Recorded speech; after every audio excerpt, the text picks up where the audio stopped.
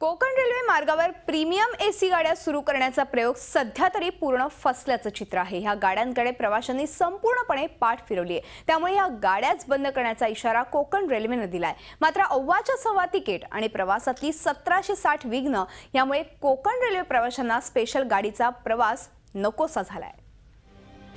नकटीच्या लग्नाला 1760 विघ्न या म्हणीप्रमाणे कोकण रेल्वेच्या प्रीमियम एसी गाड्यांना अनेक विघ्नांनी ग्रासलं।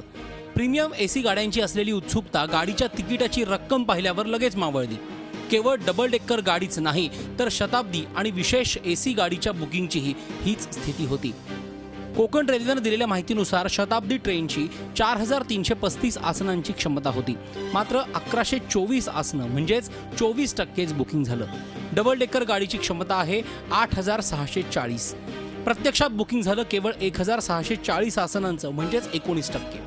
विशेष एसी ट्रेनच्या 1330 आसनांपैकी केवळ 25% म्हणजेच 339 आसनांचं बुकिंग झालं। डबल डेकर गाडी सुरू झाल्यावर पहिल्या दिवसापासून तिला समस्यांचं ग्रहण लागलं। पहिल्याच दिवशी रोहा स्थानकावर मोटरमन्सच्या हद्दीच्या वादात गाडी तासभर रखडली। दुसऱ्या दिवशी कोकण रेल्वेवर मालगाडी घसरली, त्यामुळे डबल डेकर गाडी रद्दच करावी लागली। पुढे गणेशोत्सवाच्या काळात या गाडीचा आरामदायी प्रवास अनुभवायलाच मिळाला नाही।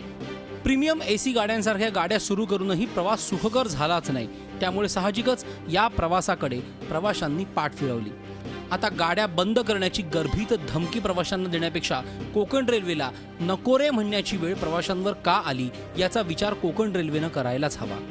Bureau report, Zee Media. Zee 24 तास रहा एक पाऊल पुढे।